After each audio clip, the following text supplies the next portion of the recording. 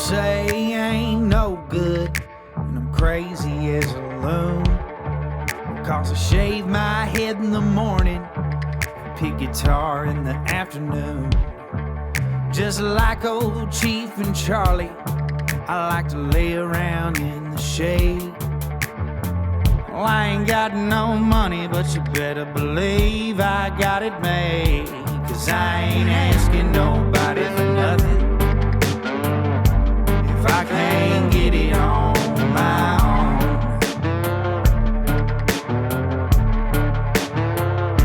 If you don't like the way I'm living, just leave this bald-headed country boy alone.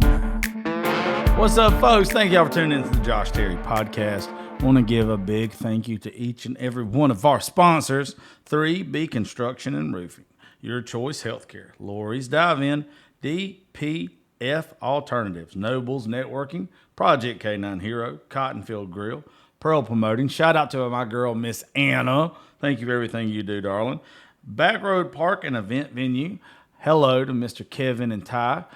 Kevin, thank you very much for letting us use your beach house next week. I hope we don't mess it up too bad. And thank you, boys, for coming and being part of it. Cashman's Pub, my dude Ron, Down the Under Hat Code, Deep South Chemicals. Hey there, Mr. Scott. And Better Than Basic, Miss Erica, who does our website. You please go check that out now. Buy some merch. That's thejoshtterrypodcast.com. Thank you to each and every one of you guys. I know I didn't say all of your names, but we're going to change it up how we do this sometimes. We're going to do a couple episodes to where the ads run longer, and some of them, they run a little shorter. But either way, however it goes, thank you to all of y'all. You guys are such a big help for everything that I do. And thank you to each and every one of you listeners. Now, let's get into the show. What's up, folks? Thank y'all for tuning in to the Josh Terry Podcast. This next show, I literally been trying to get this dude on the show for like 2 months now, and we have just dodged each other left and right. But I am excited to have Mr. Danny Collins on the show. What's up, brother? How you doing today? Doing well. You? I'm good, man. You're my second of 3 shows today, and I literally have been waiting on this one.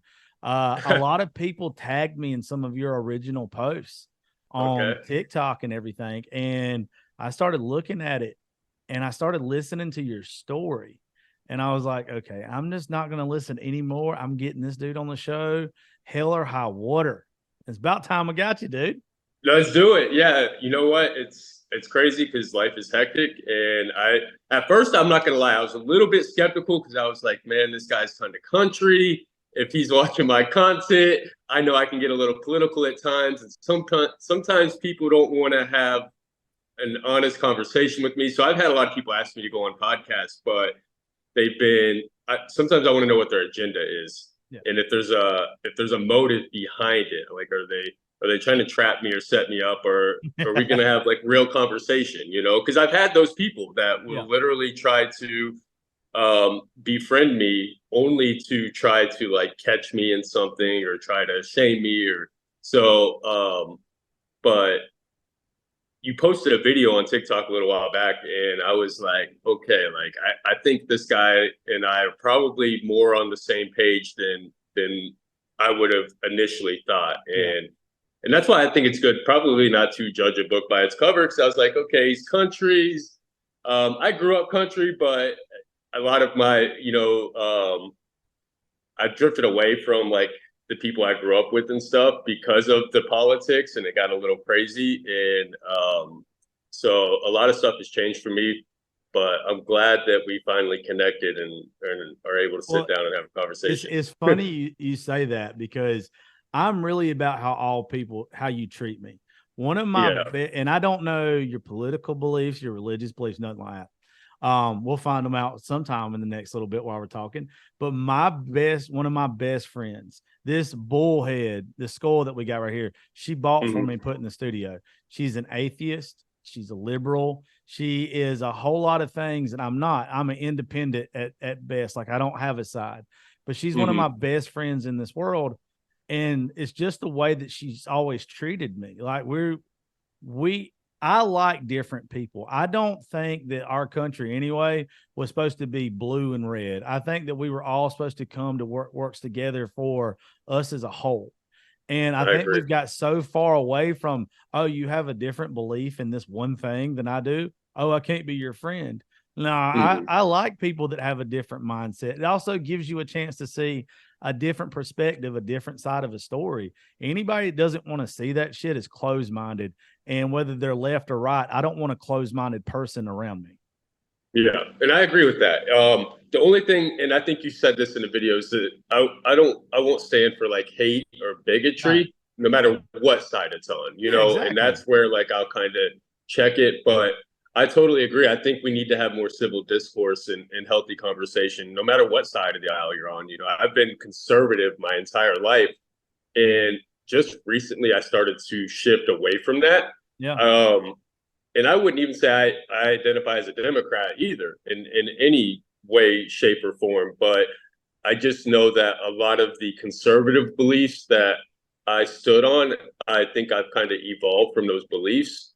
And the irony of it is, just like you said, is that I became friends with a black guy who happened to be a Muslim that introduced me to a whole new perspective, a whole new world. And I guess as we get into my story, like I can explain that a little bit more, elaborate on that. But and that's kind of what led me to my shift. But I know politics and people's belief systems, it can be controversial, and a lot of people get politically charged, and then they start attaching, name calling and belittling, and that's where I'm like, okay, like I'm not with all that, like you can disagree with me, and I'm okay with that, and we can have conversation, and I would hope that there's substance and data and evidence that backs it up, but like I'm open to learning, and you can change my mind. That's the one thing. Absolutely. You can change my mind. My mind can be changed if you have facts and evidence that to back it up. So I think the people that are scared of that are just scared of what they don't know, the unknown.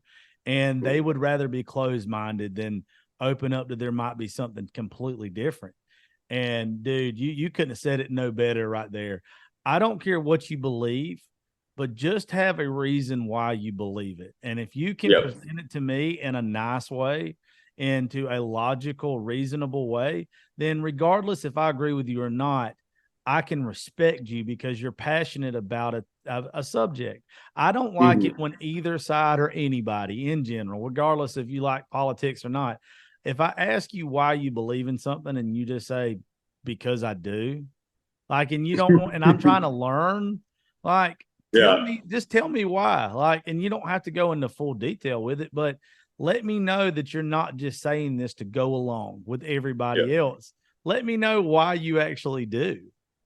yeah, and to show that you have the ability to critically think and be an independent thinker. And it's funny because then people toss around the words, snowflake and sheep, and we hear it all the time, and it's just like, but I can literally give you a reason why I believe on everything that I believe on, and I admit that I don't know everything, Yeah. and I had a mentor once tell me that humility in its purest form is to remain teachable, and I feel like if I ever get in a place where I feel like I know it all and I'm not teachable, then I'm probably in a bad spot. So, Yeah. yeah, That's where my mom is, dude. She knows yeah. every fucking thing. You can't tell her no different about anything.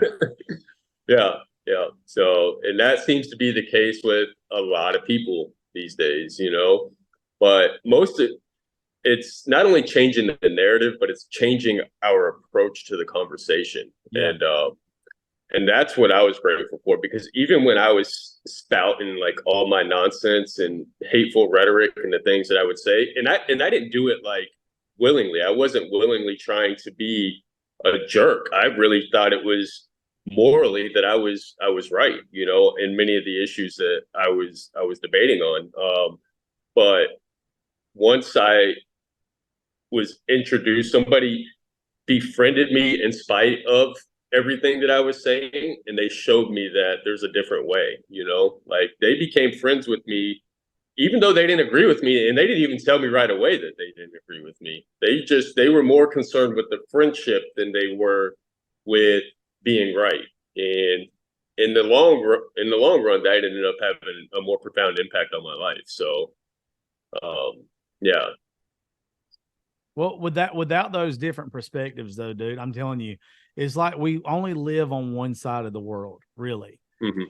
Or we only, which I know we only use one half of our brain, but it's literally where if you're not open to hearing somebody else's story or you're open to hear their beliefs, then you're just pretty much being a bigot in my mind. And you're saying, oh, I'm right, regardless of whatever. And I just don't have time for that in my life anymore. It's just too toxic. It's too stupid to me. Everybody should be able to express all their feelings or their beliefs, and the person sitting across from them, as long as both sides are doing it in a nice way, there should be a mutual respect when you get up from the table. Absolutely. Yeah, and that's what politics should be, right? I think we kind of lost our way a little bit. And honestly, when we bring up Trump, I think that's one of the things that the civility went out the door. Yeah. In a lot of ways. And it just became where we normalized like name calling and just being hateful. And I think if there was one thing that I would say about that whole situation, that's probably what I disliked the most. Was that I felt like a lot of that ended up happening, where it was the civility left the room. Well, I'll probably surprise you here. I'm not a big Trump guy. I never was. Like, honestly, even back in 2016, when him and Ben Carson were on stage together, I'm a big Ben Carson guy because of all that Ben's done. And it's very hard for my friends in small town Georgia to be like, oh, you'd rather support an African-American man than support Trump. And the only reason why now I even kind of liked him, and kind of is a stretch, is I think he was good for the economy, but I don't want to see him be president again. There was too many times that he could have put out a completely different statement to the world and really helped our country. There was too many times that he chose to go to Twitter. And I get where people are like, oh, I want the mean tweets back or whatever. It's better than Biden. I mean, fucking honestly, anything's better than Biden, to be real with you. But I'm not a huge Biden fan either. I don't want somebody trying to cause separation. I don't want it. And it's always funny. You said sheep a while ago. The people that end up acting most like sheep are the diehard Trump supporters to me. The diehard left. Like you're just like blind mouse. It's the blind leading the blind. Yeah, I don't really much care for too much of. I like the stance that was made as we're a powerful country again, but I think it was made in the wrong way. Yeah, don't do it at the expense of other people. Yes, exactly. And that's where the issue lies, is that everything's always an either or at the expense of other people. And I was a diehard Trump person, so I was on that Trump train for the longest time. And but I realized that everything that he stood on and the things that he did really kind of just brought out the worst in me. It appealed to the worst in me, you know? So, and I did, and it was the economy thing. And that was the big thing for me. Is like, I thought that, you know, with capitalism being the system that we're in, whether for better or for worse, he understood it better than the rest of the candidates is the way I presented it. And that, you know, he will know what's best with that system. But, you know, there's a lot of arguments about capitalism too, and the exploitation of the poor and marginalized communities. So, I mean, that takes it to a whole nother conversation. But I don't know. I think the biggest wake up call for me was I was in the criminal justice system, and seeing the injustices within the system is really what began to change my perspective. Yeah, well, this is what got me. And I don't know whether how much you looked at my stuff or whatever, but in my early 20s, from like the age of 18 to 23, I was not a very good individual. I've been in jail. I've been to rehab detention centers.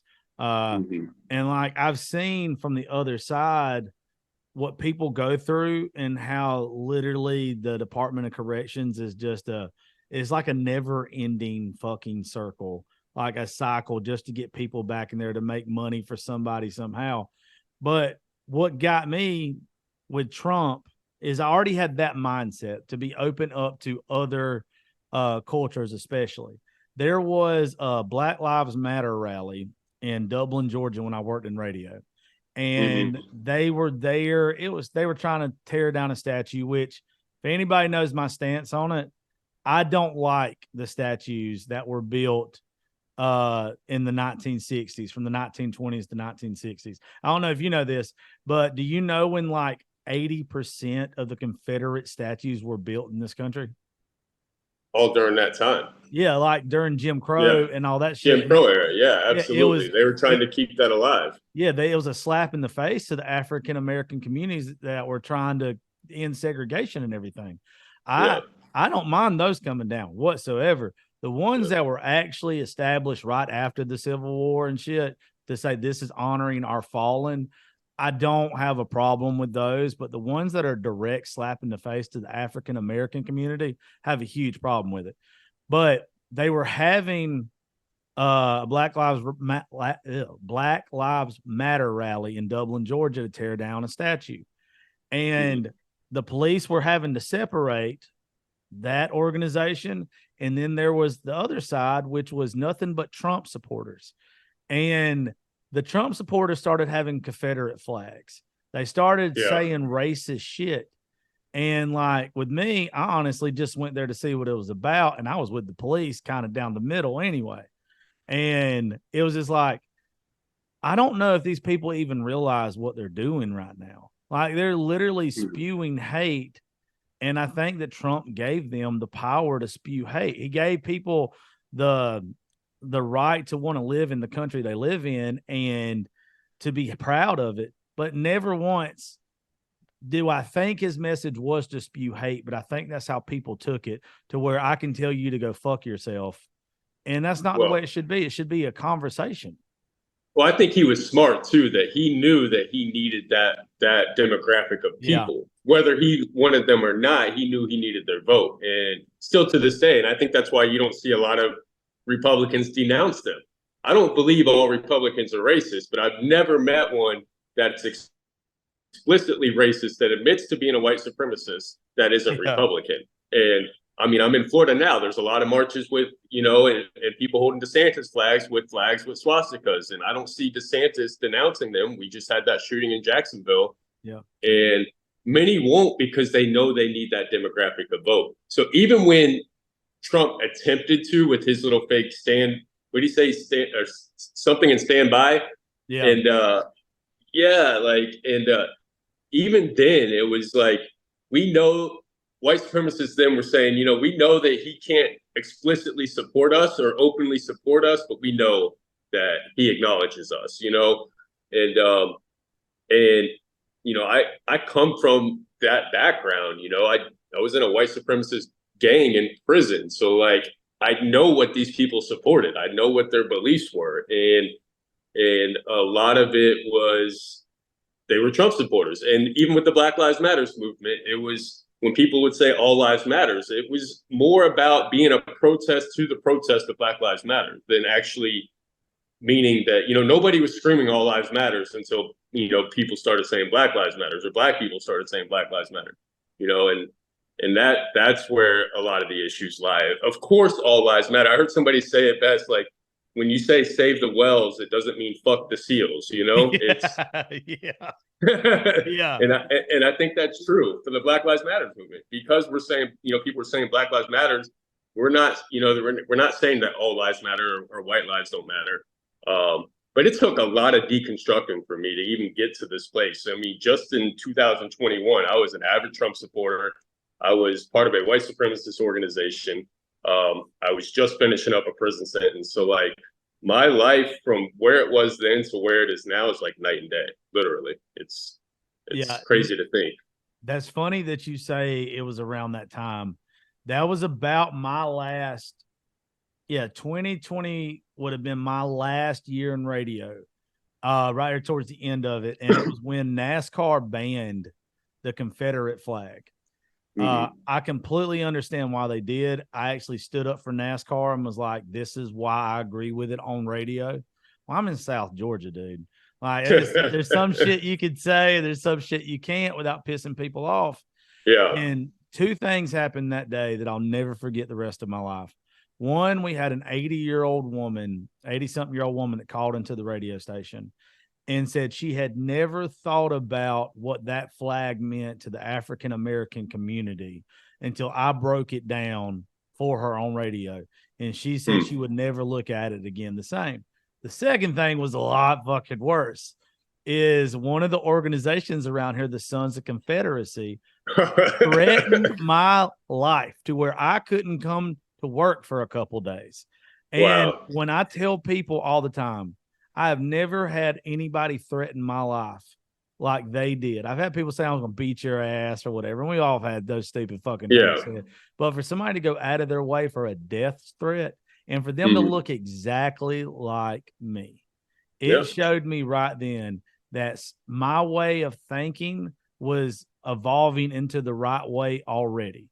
That for people that are that just that closed-minded or that hateful, no matter what you ever say to them, they're never going to change. And I don't want to be around people or associated with anything like that. Go ahead. Go ahead. No, I was going to say, I think that's why it's important to only not be racist, but to do the work of anti-racism. And I think that it's important for people that look like us. You're in South Georgia, with the way you present yourself, is to educate people like the 80-year-old woman who had no idea how that could possibly be perceived, to the Black community, because most of the time those people will never listen to people in the Black community, but they'll listen to a voice like yours on the radio, or they'll listen to a voice like mine with my platform. And see it through a different lens, even with the whole "Make America Great Again" slogan. And when somebody presented it to me this way, when was America ever great for the Black community? Name a time in history, that America was great for Black people. And you mean to tell me that's what we were trying to get back to? So, and when it was presented to me that way, it was like, wow, that makes a lot of sense. Like, if I'm a Black person in America, and I've got a political figure that has a huge following, over half the nation absolutely would die for this person, and they're saying "Make America Great Again," which would obviously imply that we're going back to a period in time in the United States that was better than now. When could that have ever been for Black people? I mean, it couldn't have been slavery, Reconstruction, convict leasing, Jim Crow, segregation. I mean, there's no period in time when it was ever good, and that made a lot of sense. Yeah, that's how a lot of stuff has been presented to me. And, but also too, like I want to get to in just a second why you've been to prison and everything. I want to start off with like the beginning of your story and all that stuff. But I want to leave it with this before we go there. I think me and you being in some of those places and seeing life from a different point of view is how every single person ought to live. When you have to walk a mile in somebody else's shoes and actually live that life or be part of it, man, it gives you a different perspective. And people who have a silver spoon in their mouth will never get it. People that were raised to hate people just because of the way they look will never get it.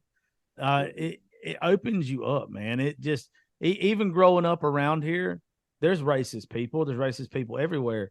But playing football with some boys growing up showed me right then that, man, these boys love me way more than anybody else and are good to me. Why have I always been taught by outside influences that I'm supposed to be mean to them for no fucking reason?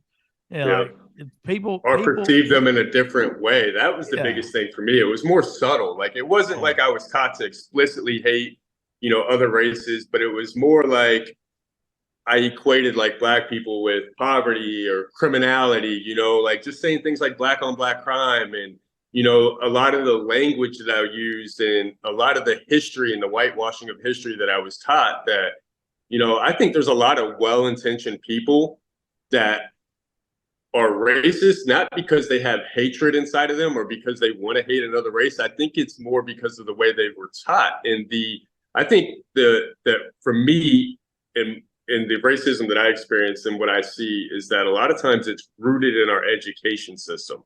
It's rooted in the way that we are taught to perceive things, the way that we we're taught to look at other, marginalized communities. And a lot of times we're taught to chop it up. Oh, it's just personal accountability, and Black people just need to pull themselves up by the bootstraps and take accountability for their actions without ever questioning the institutions and the systems that got us to where we are today in the state of much of, different communities, marginalized communities, and where we're at in America today. So I think that's the other side of the equation. Of course, personal accountability is a thing, and nobody would ever say that. Even for me in the places that I've been, I have to 100% accept full responsibility for my actions. And I think two things can be true at one time.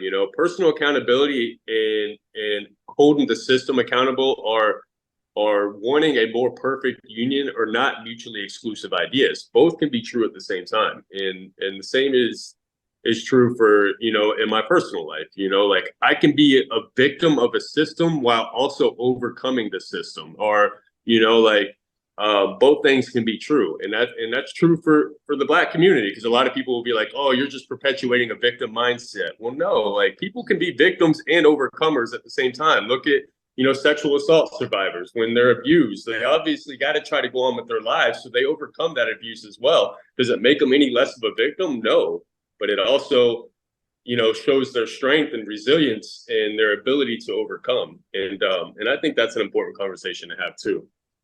Yeah. But yeah. You are well versed, well educated, and as much as I thought I was going to like this show, I already know I'm going to like it 10 times more. Yeah, it's good. It's good to see that. It's good to hear somebody, and everybody will understand when he gets done telling his story, how you can start off one way and you can turn a negative into a positive. And like a lot of the shit that you've been through would have crippled most people, and you've done it to educate yourself and to just become a better human being, to where a lot of people use it as an excuse to be the worst version of themselves. And I respect the shit out of you for that. Well, I appreciate that. Well, it definitely hasn't always been easy, man. So the best roads to go down usually ain't. Yeah. So you go ahead. Go ahead. No, go ahead. So I want to get into where all this started, to be honest with you, because I've been waiting to hear all of it. But I know that the people that are going to be listening are just going to, if me and you keep rambling on this, we ain't going to get none of your story, Ed. Yeah, right. So I grew up in Fort Pierce, Florida. I'm 40 years old, born 1983, Fort Pierce, Florida, small town in, just north of Palm Beach. Pretty segregated town, I was conditioned pretty much from the get-go to believe a certain way. I was born, I lived with my dad and my stepmom, but I was raised to believe that my stepmom was my biological mother. So my biological mother lived 3 streets down from me my entire life, and I could never tell you what she looked like.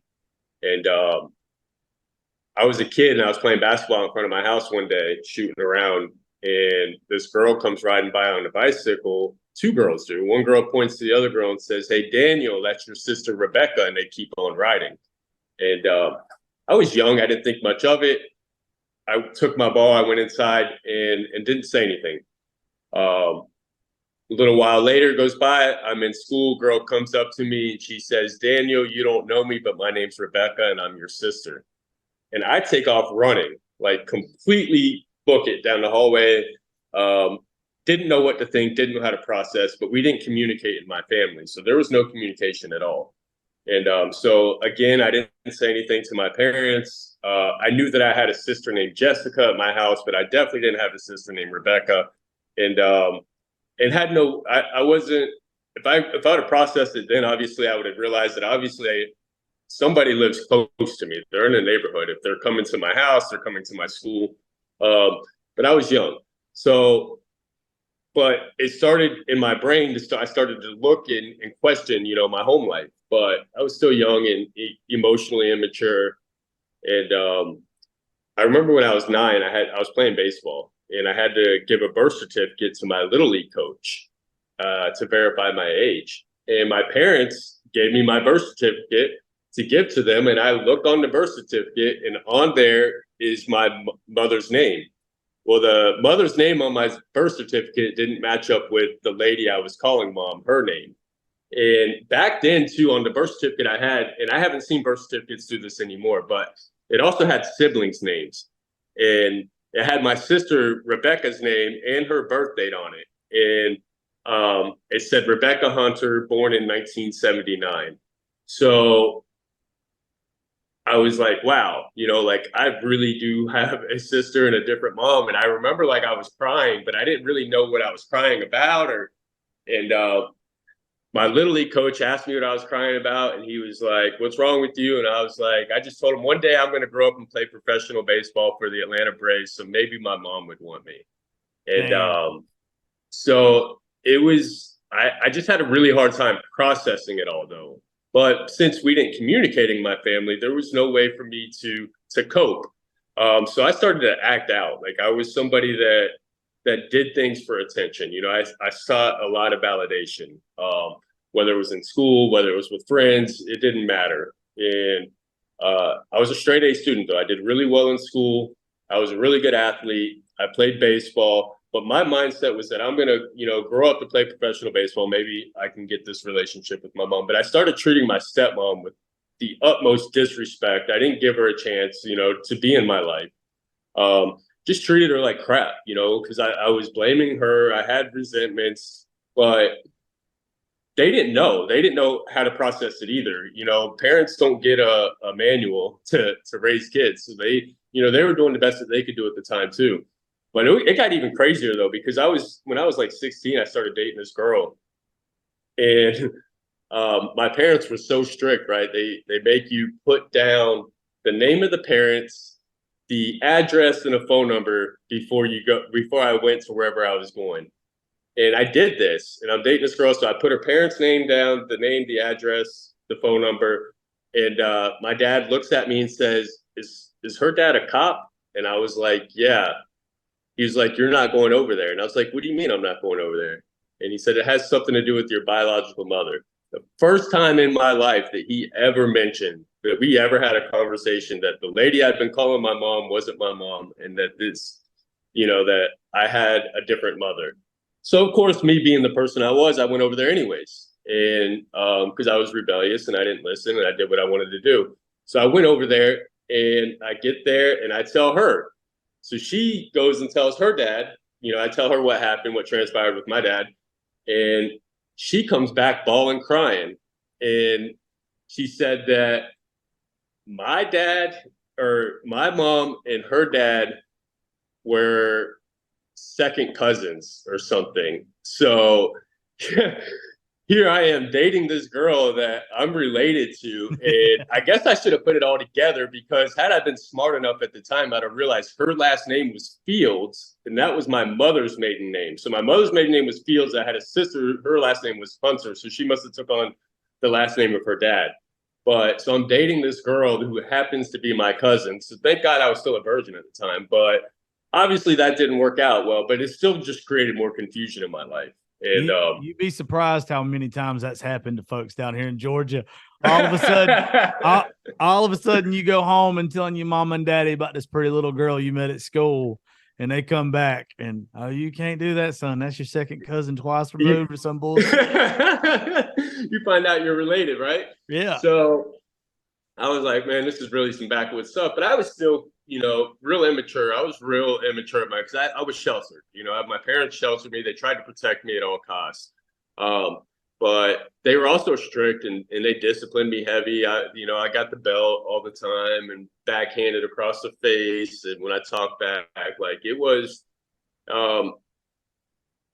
it wasn't the worst, but it definitely wasn't the best, upbringing by any means. But they provided for me. They made sure I had everything I needed. They took me to baseball practice. My dad's motto was, make straight A's, do well in school, and I'll pay for your insurance. I'll give you gas money. I'll make sure that you're taken care of.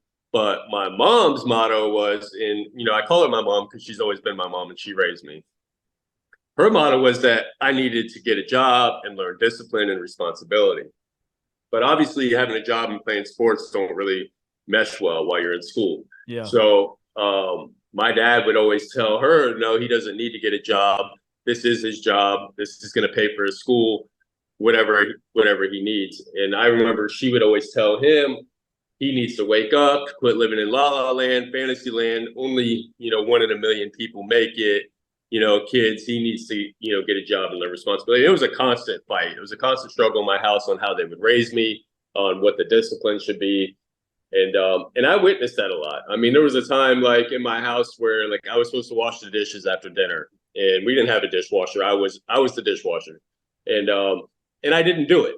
And my mom literally came and woke me up like at 2:00 in the morning to have me go wash the dishes. Well, my dad got so mad when she did it because I'm in there pouting and crying, and he was, my biggest enabler and protector.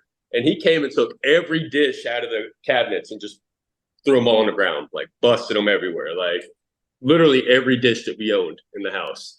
And that was just kind of like how my upbringing was with them. It was just a constant back and forth. But I ended up graduating high school. I was 10th in my class. I went on to play baseball at a junior college in my freshman year, but it was in my town. So I went and played at Indian River Community College. And I played baseball, but really at the time, like I was still kind of lost in life, didn't really know what I wanted to do, who I was going to be. The only thing I ever really knew was baseball. That's where my identity was. And but I was partying a lot my freshman year in college, and I was hanging out, and I ended up having the worst season that I ever had in baseball. I finished with like a 1-4 record with like a 4.5 ERA, which is horrible after my freshman year in college. And I'm partying one night. I'm hanging out, and a guy on my team calls me up, and he says, Danny, they called me DC. He said, DC, you won't believe it, but you just got drafted by the Atlanta Braves. Oh, shit. Yeah. So I was like, get the fuck out of here. No way. I hang up the phone, and I keep going. I'm hanging out, I'm partying. And he calls me back, and he tells me, he goes, yeah, I'm being serious. You really did. He goes, you got drafted late, in the 45th round, but you did get drafted. And I wasn't expecting that. So the next day I get a call, and I answer the phone, and they're like, hey, can I talk to Mr. Collins, please? And I was like, this is him speaking. He said, my name's Marco Patti. I'm with the Atlanta Braves, and congratulations, we just drafted you in the 45th round. So back then they had 50 rounds in the baseball draft. And if you got drafted in the 45th round, you weren't signing, they weren't giving you nothing. It was just more of a formality, a procedural thing. But they also had what was called a draft and follow. So, two things with baseball. One is if you go to a junior college, you have draft eligibility after every year. Otherwise, if you go to a 4-year school, you have to wait till you complete your junior year to declare draft eligibility.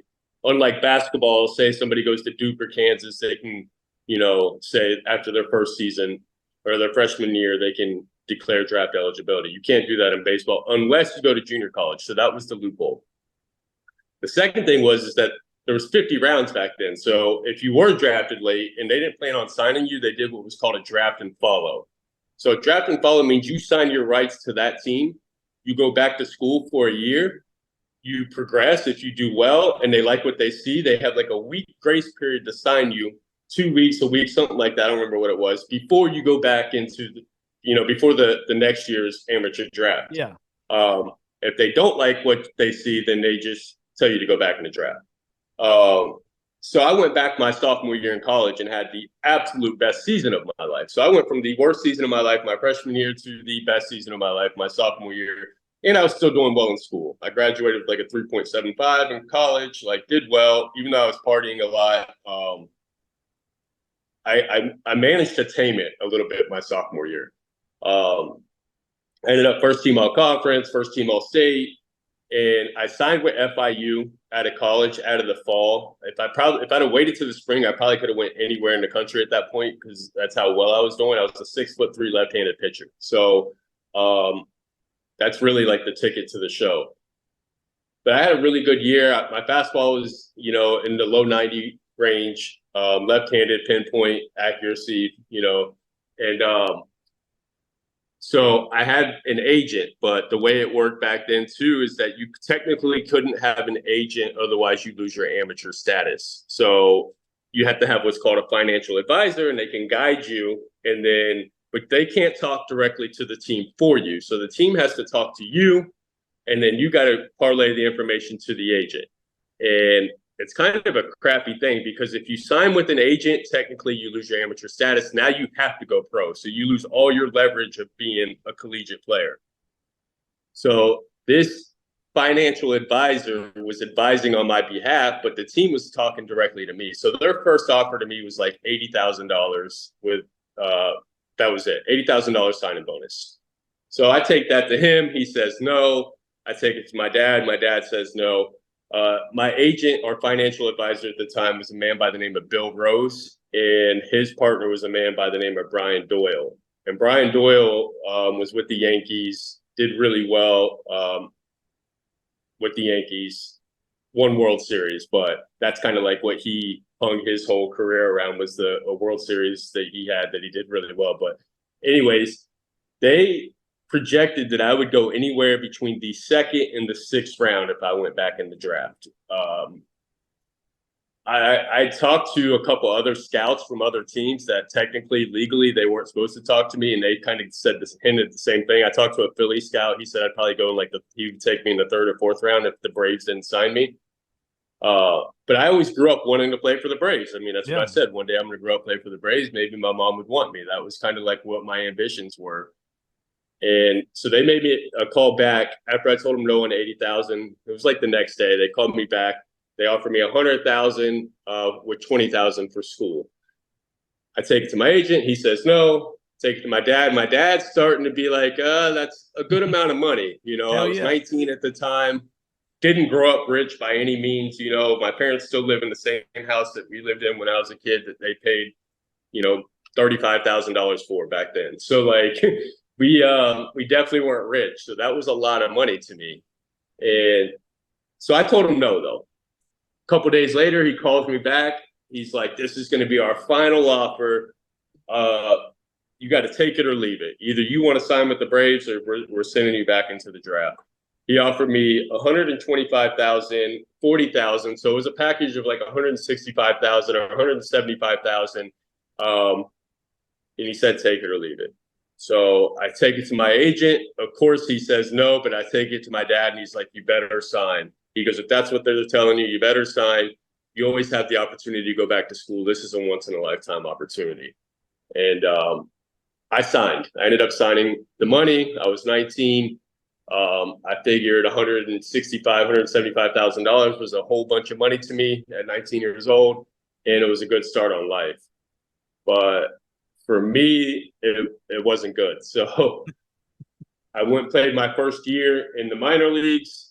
I ended up having a horrible record, but I had a really good ERA. So I was like 1-6, but I had like a 2.87 ERA. I pitched well. Like, it wasn't like the greatest, but figuring I just came off my best collegiate season. I didn't have any time off. I went straight from collegiate to pro ball.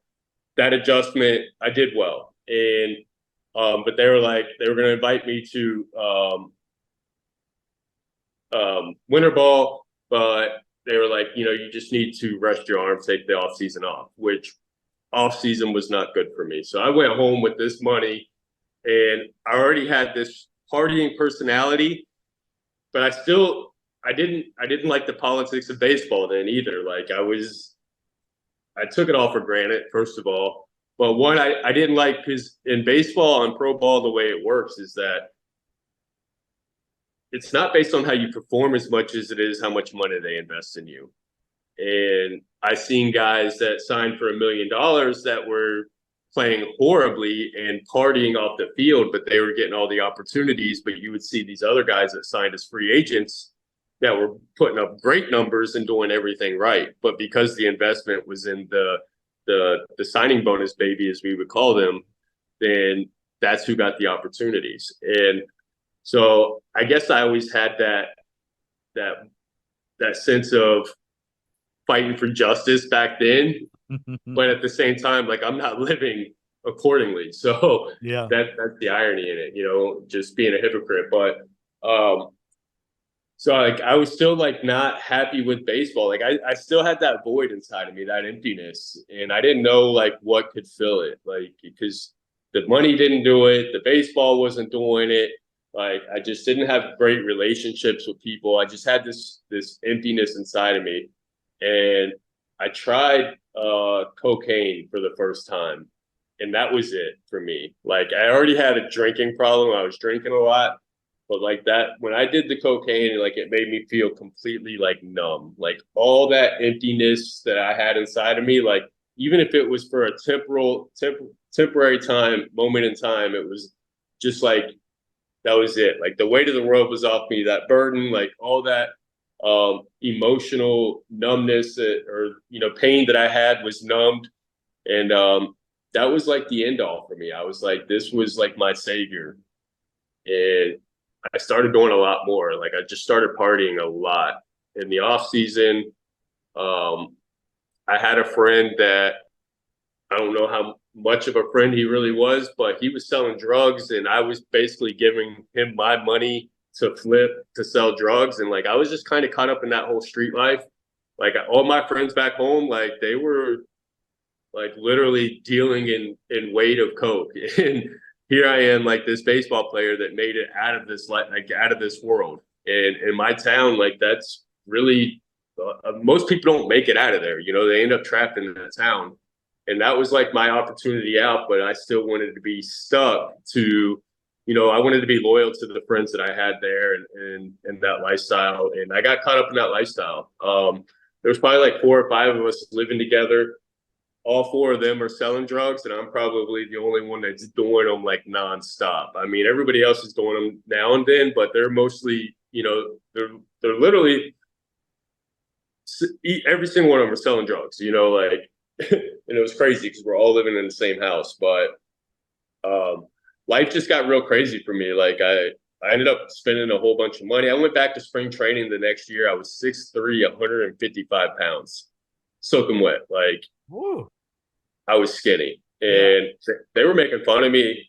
John Sherholtz's son, I'll never forget. John Sherholtz was the GM for the Braves. His son played, but we were out one night, and he was like, "You got to be the skinniest guy in professional baseball." But they had no idea like what I had going on, behind the scenes. I had a bad relationship with a girl at the time too, and her and I were fighting, and we were out at a bar, and she ended up trying to hit me with a stiletto, and she missed me, and she hit my buddy in the head, and I ended up spitting on her, and it was this big ordeal. And they ended up taking her to jail, and then they didn't take me to jail later, but they issued me a warrant, and it was a misdemeanor assault charge because I spit on her, and I didn't get arrested at the time. But when I went back to spring training with the Braves, I ended up getting arrested in the parking lot of our hotel for that charge. And I couldn't get out because technically it was a domestic violence charge because it was between me and a girlfriend. And so I'm supposed to be in spring training, and here I am arrested with the Braves. And finally, my dad was able to hire an attorney out of Palm Beach that was able to get me a bond on it because it was a misdemeanor. But because anything domestic violence in Florida, no matter what the circumstances are or anything, they automatically don't give you it's a no bond until you got to get in front of a judge and all that stuff. So finally, they got me the bond, and I get out, and the charge ends up going away. And me and her, we stay together. We're just going back and forth, but our relationships, it's toxic. Like I'm not a healthy person. She wasn't healthy either.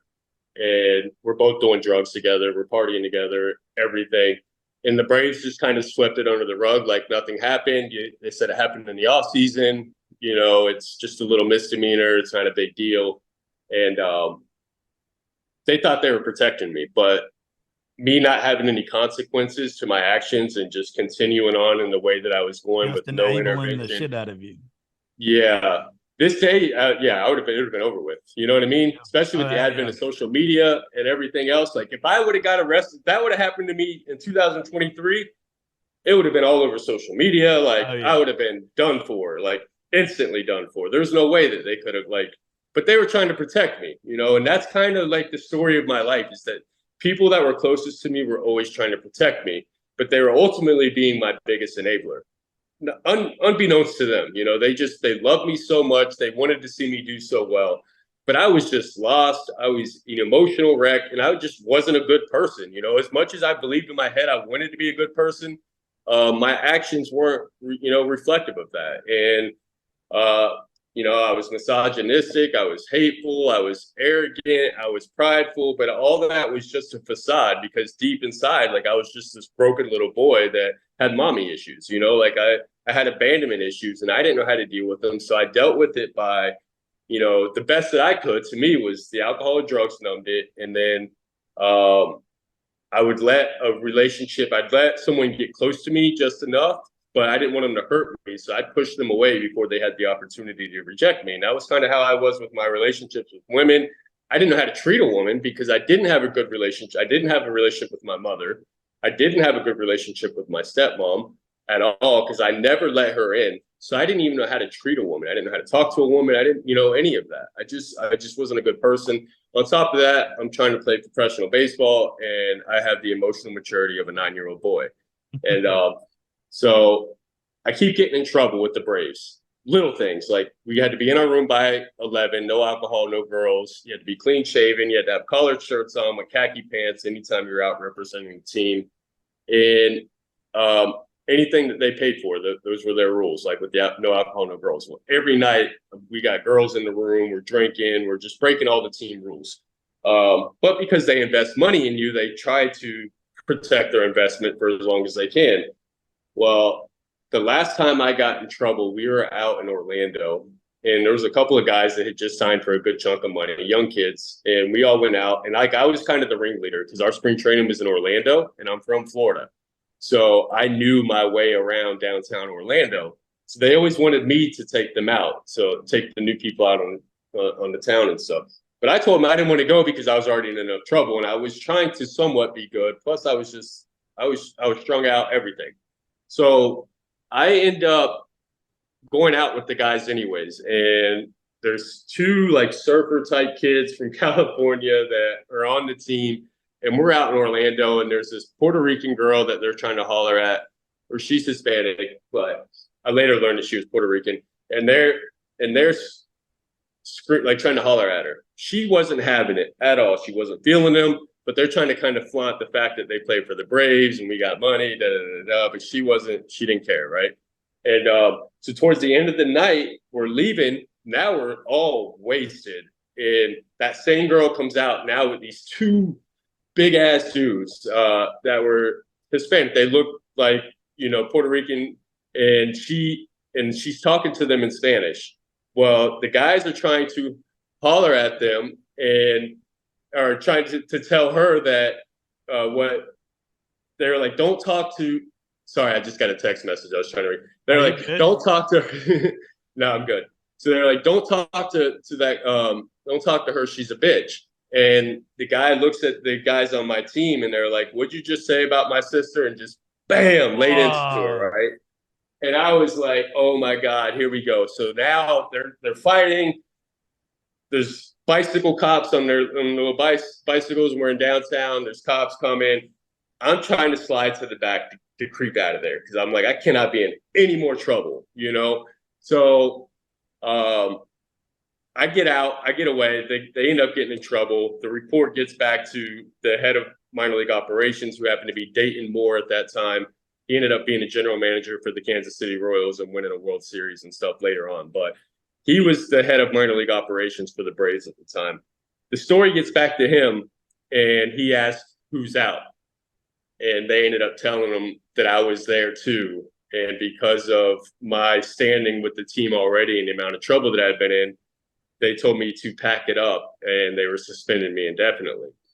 So what that means is that they still own the rights to me, but I can't play. I can't go play for any other team. I can't do anything. If I try to demand my release, or I would have to demand my release. If I tried to retire, they would still own the rights to me.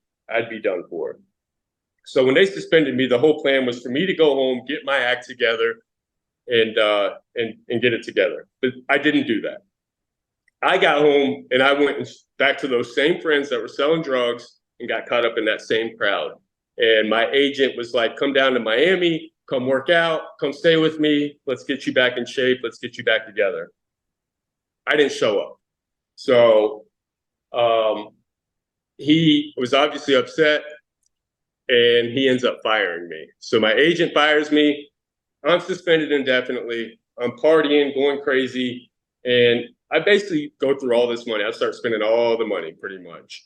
And the Braves released me. So I got to a point in my life where it was just like I was completely depressed. Didn't know what I was addicted to drugs. I was depressed, and I was living off of this little bit of money. And eventually I went through all that money, and now I'm homeless in the streets. My dad's trying to protect me. He's trying to save me. I'm just lost. Did you try out for any more teams? I didn't. I gave up. I just stopped playing ball altogether. And I literally lost everything. I mean, I was homeless in the streets, and at the end of it, and I spent all the money.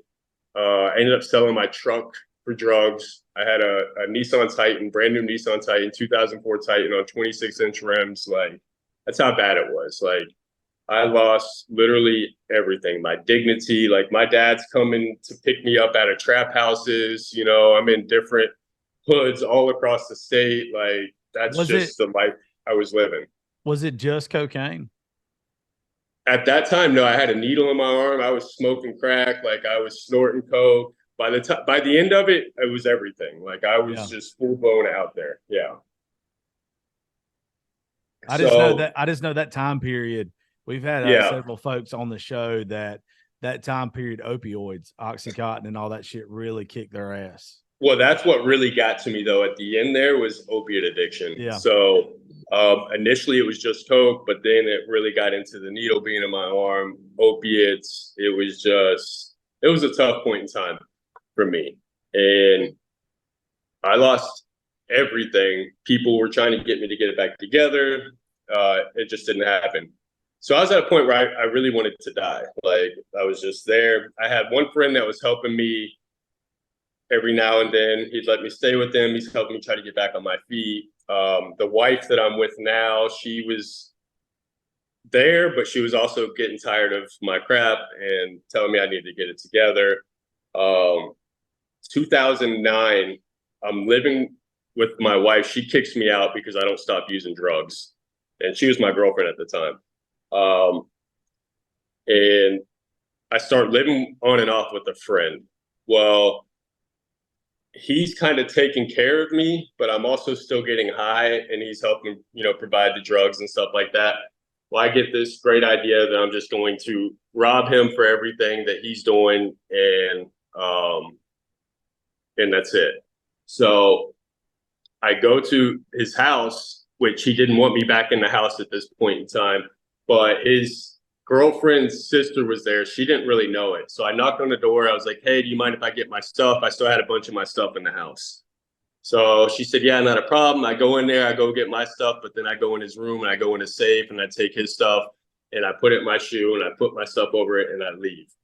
Well, as I'm leaving, I'm like, well, I should have grabbed everything because now it's going to be an issue anyways. I should have got all my stuff and the rest of his stuff and just left. So I go back to the house. This time when I go back to the house, she answers the door and she has a look on her face like, you're not supposed to be here. So, and she's on the phone. So I could tell she's probably on the phone with him. So I just take it upon myself this time to go in the house after she opens the door. I go get the rest of the stuff, all my stuff, and I leave. As I'm leaving, here he comes home. His girlfriend's trying to stop me.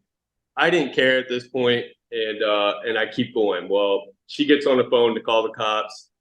I'm leaving. It's like the middle of the night, and I'm going to get on 95 and go back to where my girlfriend was, because I'd been up for like a week at this point. Like, I was just a mess. So as I'm driving down the road, I'm going to make a right I'm on a road called Angle Road where I'm at. We're going to make a right on the Kings Highway to get on Orange Avenue to 95 or whatever. I'm driving and there's this cop car coming in my direction. So I was going to go right, but I seen he was turning left there. So instead of me turning, I just kept going straight. Well, when I went straight, he stopped in the middle of the road. So I knew, like, this guy's coming for me.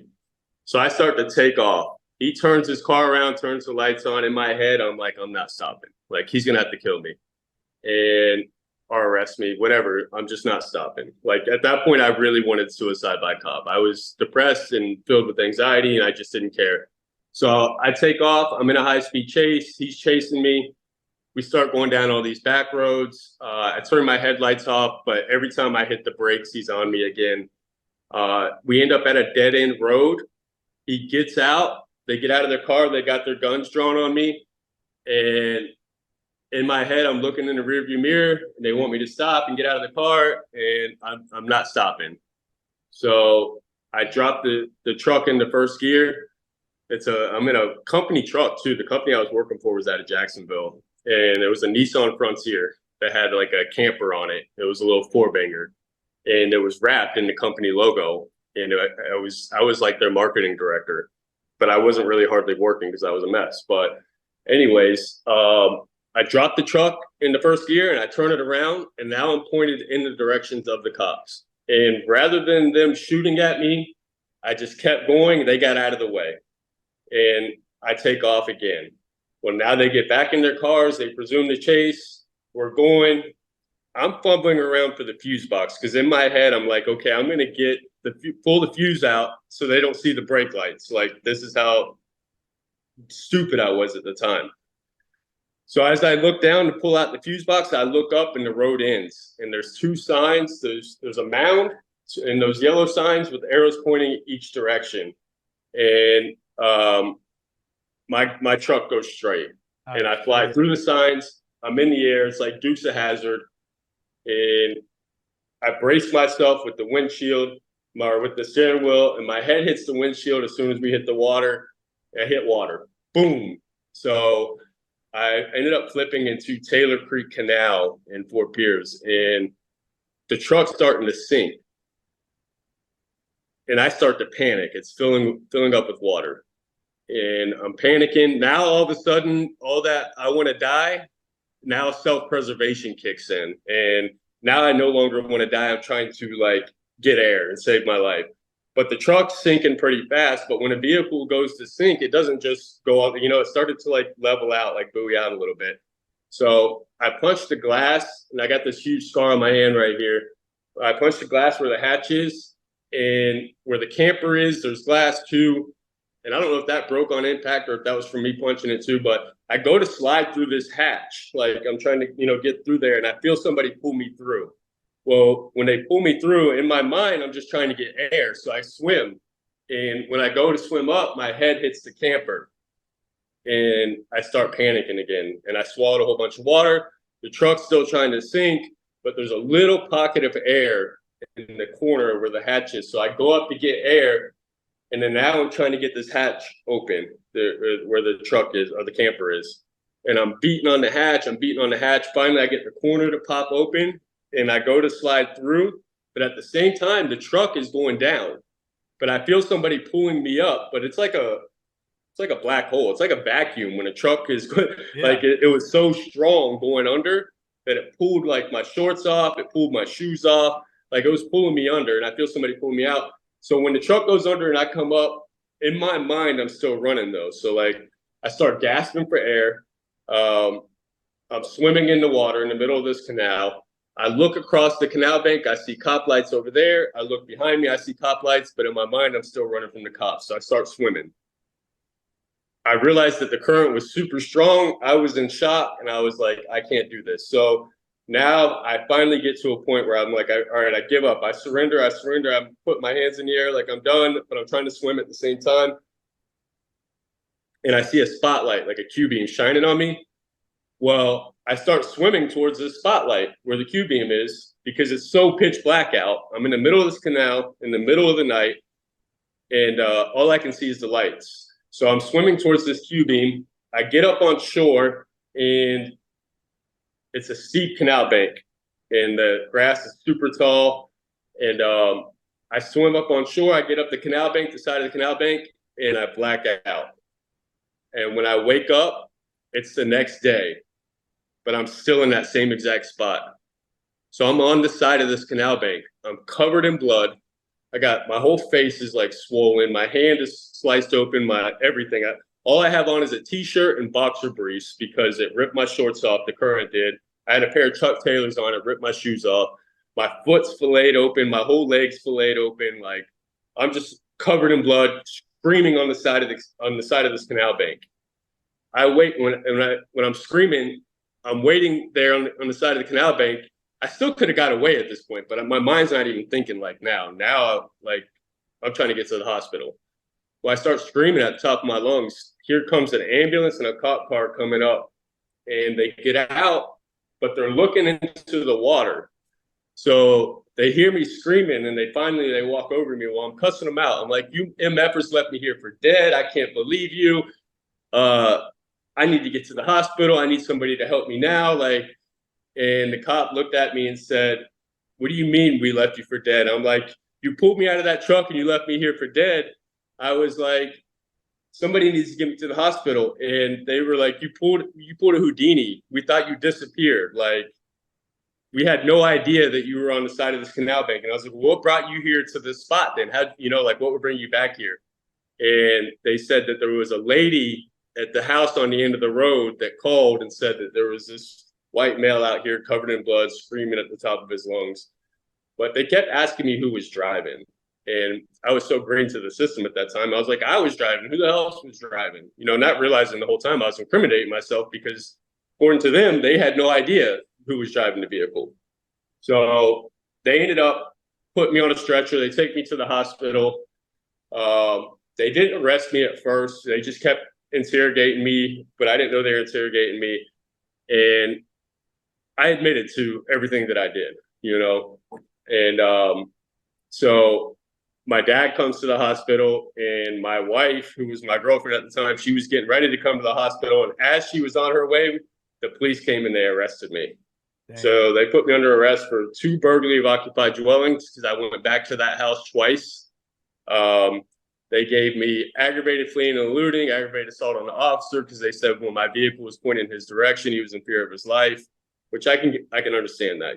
Thank God I didn't kill anybody else. I didn't hurt anybody else. Like, it could have been so much worse, and that I'm still alive, that they chose not to shoot at me, or they chose, that I was able to make it out of that canal. And still to this day, like, I don't know, I know somebody pulled me out. Like, I felt that. And they say that they didn't. My dad still believes that they had something to do with it, but it was just a crazy story, like, when it all happened. That's what I was literally finna ask you, because I guess when you went into the camper shell the first time from the truck, you said that you felt someone pull you, and then going out of the truck to be completely out, you felt someone that pulled you. Yeah, and I swam towards a light, which I thought was like a Q-beam, like a spotlight shining in the water.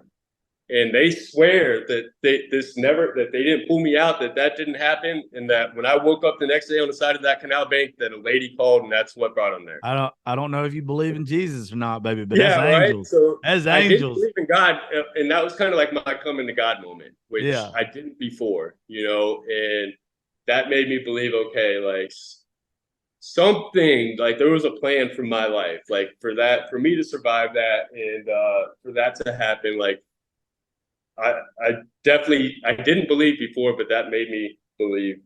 But I'd like to say that was like my wake up call, but it wasn't. It was for a while, but I still never got the help that I needed. So I still had a lot of childhood trauma.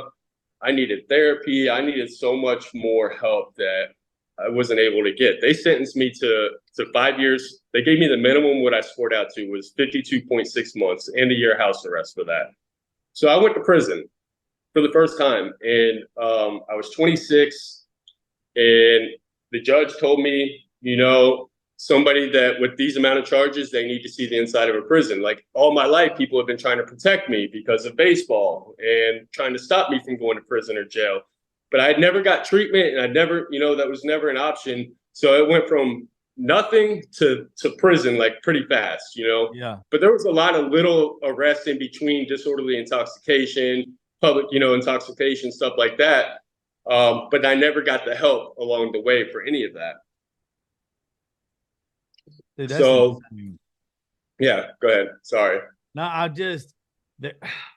nothing. It's just, in my mind, I'm still, like, focused on you getting out of that truck and then the process leading up to where you go to jail. And I've been in a situation before to where, like, I put myself in it 100% when I was younger, and it was where that time period right there in between, I just felt like I've lived it before, to where you could have made things right. You could have took some mistakes and turned them around or whatever, but you didn't until you hit jail. Yeah. Rock bottom. And I had to Yeah. hit it more than once. And that's it. The sad part is that, but I needed help though. And that was the thing, is like, I needed access. I needed medication. I needed a doctor. Like, I had some real traumatic issues. I had a lot of stuff that I didn't know how to work through. I didn't know how to cope. You know, I had abandonment issues with my mom. I had molestation issues from when I was younger. You know, I had a lot of undealt with trauma that I didn't know how to handle, and not having any communication in my household, and expected to just suck it up. And I went to some 12-step meetings and stuff like that, and it was a good start. It was something, but it wasn't enough. Like, in 12-step meetings, they talk about that outside help. Like, I needed that outside help as well. And I would do good for a while, because in my heart, I wanted to be a good person. You know, like, nobody, when I was a young kid, I didn't raise my hand and say, I want to grow up to be a convicted felon, a career criminal, and a drug addict that loses everything. You know, like, I'm not proud of that. Like, it's the worst feeling in the world, that to live with that guilt and that shame, to know everything I could have had that I threw away because of an illness, you know? Yeah, but the way that I reason out anything in life is you will end up being special, and you will end up making a difference in someone's life because of what you've been through and what you're doing now. If you would have just been a professional baseball player, you would have just been another professional baseball player. Like, I think that it's the worst days of our life that make us the best people. I think like, even I'm a suicide survivor from like 2010. I talk about it a lot on this show. Mental health and everything is so important to me. And I don't think I'm the person that the good Lord wanted me to be, or what the world needs me to be, if I didn't go through that hard time of my life. And so, like, even with you, man, I mean, I know you probably wish that you could have still played. I mean, who the hell wouldn't want to be a Major League Baseball player? I mean, I grew up with the same dream. I just didn't have the talent that a lot of people have, right? But I wouldn't have been special. I mean, sometimes a lot of people in life look for their purpose in life, but what if your purpose is you?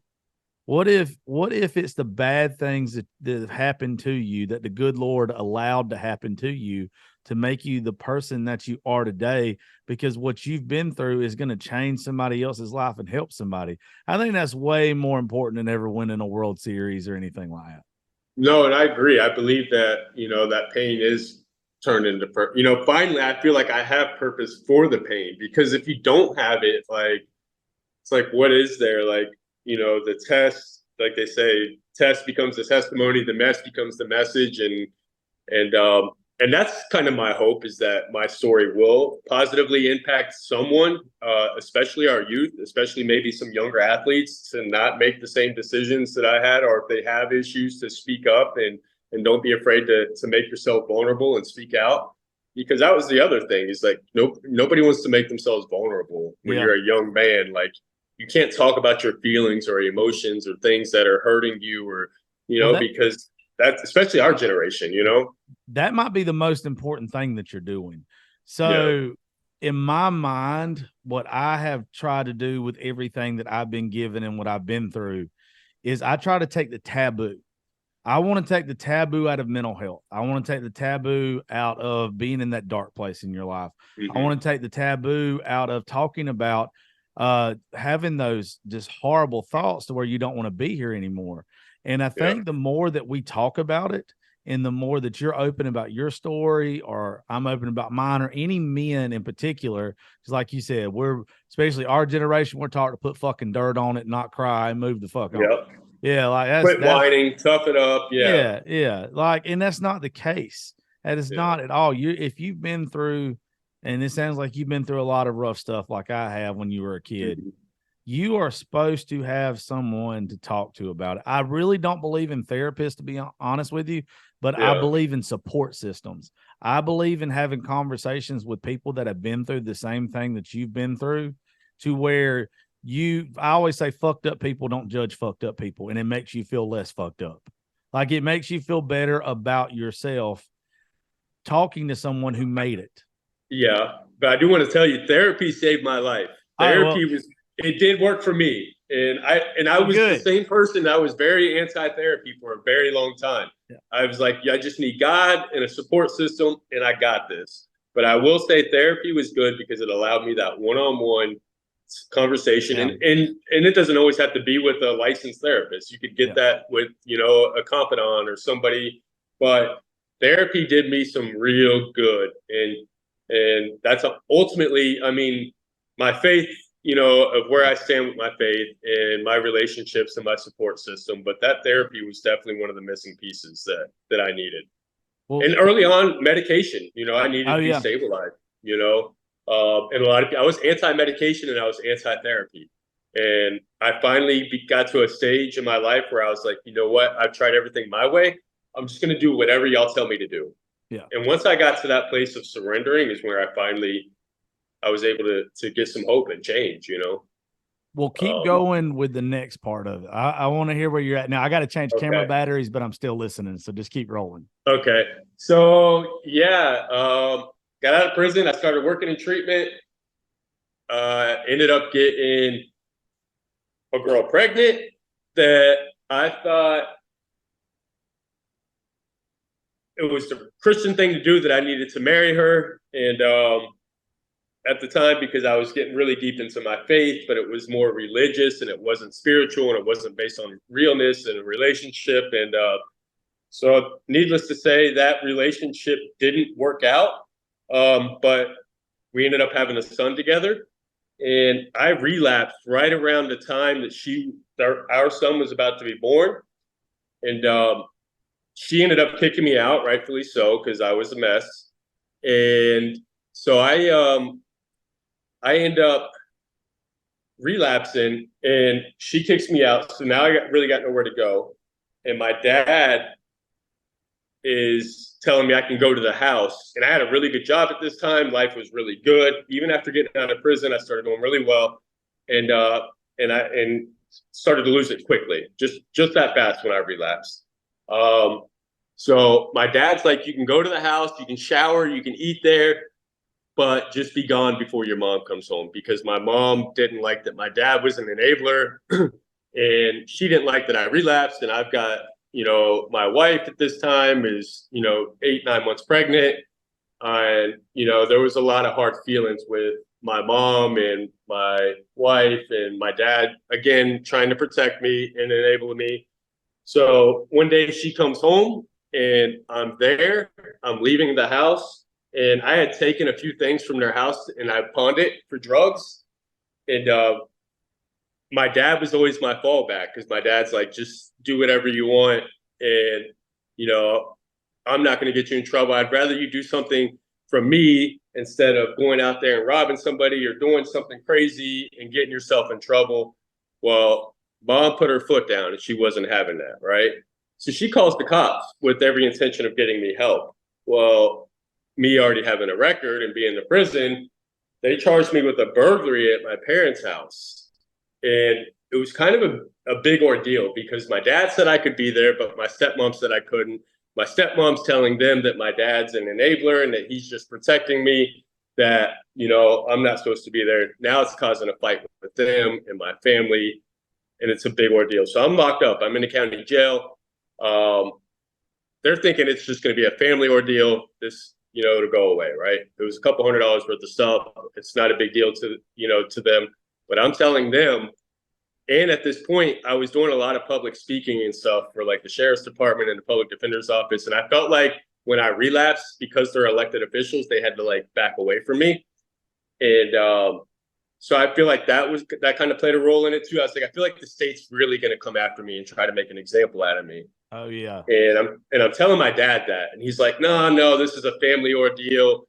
I said you could be there. I was like, Dad, a burglary is like a big deal on your record. And I already went to prison for that, even though that one was at my friend's house. So like, not that I'm sitting here trying to justify it, but the circumstances of my cases were like people that I knew, people that were really just trying to protect me from addiction, and called the cops for intervention. And ultimately, prison because I got in that whole high-speed chase that first time. And then this time, the state says 15 years. And I tell my dad that. And he's like, no way. So at first he didn't bond me out because he wanted me to sober up. So I sat in jail for like 8-9 months. But I went through like a drug program in jail.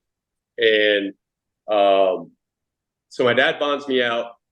My mom went and dropped the charges. She's like, no, we don't want to go forward with this. This is a family issue. That's it. So she signs all the paperwork to drop the charges. I start working. Everything's good, but the state wouldn't drop the charges. So the state told my mom that you're not the victim. The state of Florida is. You are now our star witness. He didn't commit a crime against you. He committed a crime against the state of Florida. And that's why it says the state of Florida versus whatever the defendant's name in my situation, Daniel Collins, So the state pursues this charge. Now they come at me later on and they say 7 years. And I'm like, no way. Like, I'm not going to do 7 years for stealing a couple $100 from my parents' house, which technically my dad said I could have it whether he's enabling me or not. Like, this is a civil case. This isn't a criminal case. In my head, I'm trying to rationalize and justify all this. And I think that's where I kind of recognize my privilege a little bit and how much like my actions and the way I perceive myself and the way my actions spoke they weren't in alignment, like I wasn't the person that I thought I was. So they offer me 7 years. I tell them no. Now I changed my mind. I'm like, I'm going to take it. Forget it. I'm just going to go ahead and take it. And I go back to the attorney. I said, is that 7 years still there? And they said, no, now it's 7 years and they want 5 years probation. Oof. So I get back with my wife, which was my girlfriend at the time, the woman I'm with now. And we started dating when I got out of the county jail. So I'm telling her, I was like, look, I'm about to go to prison. She was like, no, this is just a family ordeal. This will go away. My dad's saying it. My mom's saying it. I'm like, I'm telling you, it's not. Like, you don't understand how the system works. Like, this is not going away. And if I go to trial and I lose, I'm going to get 40 years. Because the way the system works is that you have a right to speedy trial in theory, but in practice, if you exercise that right and you lose, you will be punished for taking it to trial. Yeah, I've always thought that was the biggest load of shit, to be honest with you. Yeah. It's almost like they're punishing you because you're taking up more of their time. Yep. And you're costing the state money. Yeah. So, but I had a solid case. Like, a jury would have really been like, well, I mean, the theft charges, yeah, but the burglary is what gave me all my points. And the burglary was like the most questionable because technically my dad said and he said it under oath that I could be in the house and I could have anything in the house, right? So the state tried to trip him up by saying this. They said, so what you're telling me, they told my dad in depositions, what you're telling me is that it's okay for your son to come here, take your car and go sell it for drugs. And my dad said, no, that's not okay. And she said, see what? And my dad said, no, you're misunderstanding me. That's never okay because I don't want my son on drugs doing whatever he has to do for drugs. But under the law for criminal, absolutely it's okay because I would never press charges on my son. So that's the way it kind of got presented.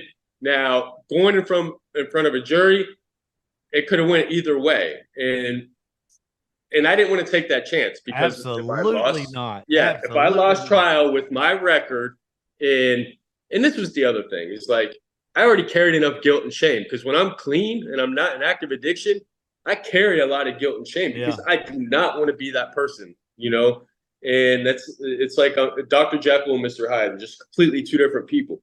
So the other thing I didn't want to do is put my parents on the stand, like I already put them through enough. I have a sister, I drug my family through so much mud that I did not want to bear to see them have to go through that again and to have to get on the stand and testify against their son because the state was going to subpoena them.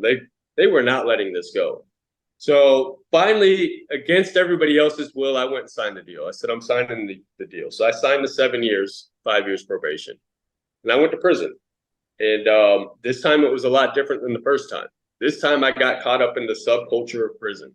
I'd like to say that I kept it clean and got it all together, but no, like I fell victim to being caught up in the underworld of prison. And I got involved in a lot of things that I shouldn't have got involved with. And And that's where it got crazy for me. Right around the time that Trump was elected, and I thought our nation was under attack, and being a straight white Christian male, that we were being discriminated against. And it really, with all the rhetoric that was going on in the prison from like white supremacists in there and the organization, I ended up joining the a white supremacist organization in prison, Unforgiven. And what's crazy is that I did almost 10 years in prison. So my first 7 years, I never joined a gang. I just kind of did my time, kept, did what I wanted to do. And I never had any issues. First of all, I was always at work camps because I was a low level custody. And two, like I was an athlete. So like I was always on the basketball court. I was on the softball field. Like, I just got along with people. And in prison, if you know how to carry yourself in a certain way, you're not going to have issues, especially Florida and work camps. But when you start getting involved in the subculture and the economics of things, then you're not immune to whatever, things can happen. And that started to happen for me my second time around. But without getting into crazy details with that, but I joined that gang towards the end of my second bid because of my politics. And I was a diehard conservative. And I feel like you said, like Trump emboldened people to normalize just being whatever it was that you already were. And that's what he did for me. Like all that was already in me. So like the racism for me wasn't that I was anti other races, and especially in prison, like most prisons, gangs, they're not anti other people. They're just pro their people. They're, but historically speaking, to be pro white in America is to be anti-black, to be white pride is to be racist, and I won't say that I was fully ignorant, but I didn't understand the depth. I wasn't fully educated on white supremacy in America, on Black history in America. I had no formal education on any of that. I always got the whitewashing of history through our education system and here in Florida. So when I joined this organization, but I was friends with a guy by the name of Rashawn Clark, who happened to be a Black Muslim, and him and I were really good friends. But when Trump was running for president, I kept telling him, like, this is the best thing that could happen to Black people, and Black people just need to vote for Trump and get off the Democratic plantation. I had got the Candace Owens book at that time, Blackout, and I was using that to kind of campaign on Trump's behalf to people in prison, because like I was really political in there. I was talking about politics all the time, and I was trying to educate people, quote unquote. And I was using the Candace Owens book, and I was really big with Trump, and I got every book that was written on Trump sent in, and I would read it. And this guy introduced me to the 13th Amendment. And he told me, he was like, you're a constitutionalist, right? He was like, would you agree with slavery being in the 13th Amendment still? And I was like, what are you talking about? And he said, the abolishment of slavery except when punishment for a crime. And I was like, holy shit, we really do have slavery written into the Constitution still. It's just under the guise of crime. Well, think about all the things people get locked up for these days. Like I was sitting in prison for 7 years for a burglary at my parents' house, And so I started to go down that rabbit hole. I was like, okay, I'm going to entertain this. So he told me to read The New Jim Crow by Michelle Alexander. And I read that book, and it forever changed my life. When I read the stats and being in prison and stuff like that, and I saw 1 in 3 Black males carry a convicted felon label in America today.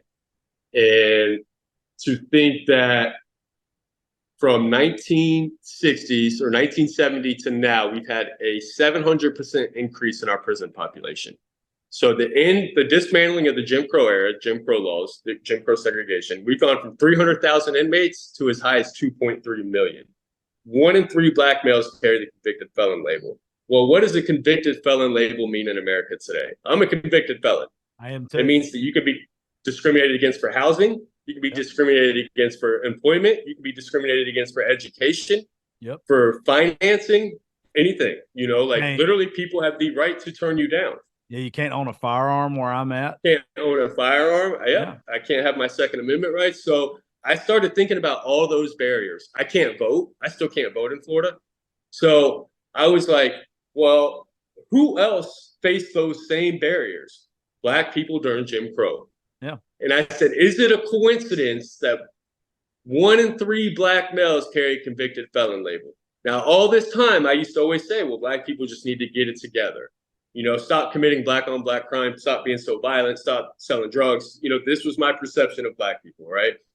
And I was like, is it a coincidence that 1 in 3 Black males carry convicted felon label, that we've had a 700% increase in our prison population since the dismantling of Jim Crow segregation?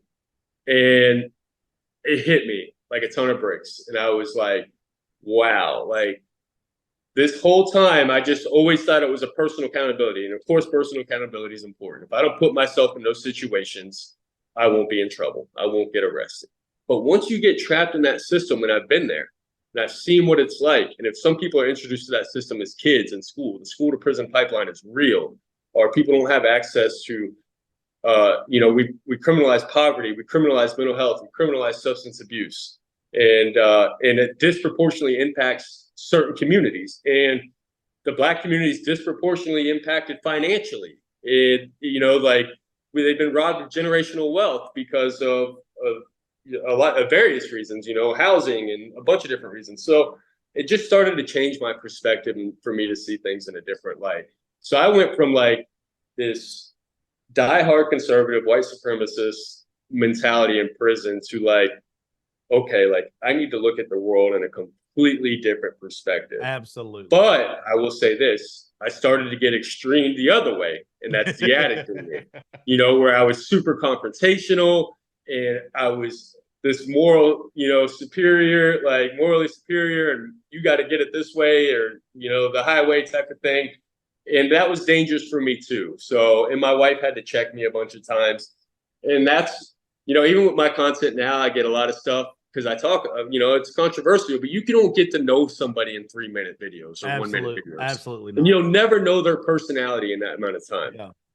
So, and that's like, even if people, and I tell people that on my page all the time, like, if you come to my page and you don't agree with my content, that's okay. Like, I'm not going to belittle you. I'm not going to call you names. I'm going to have a conversation with you because I want you to get enlightened and educated the way I did.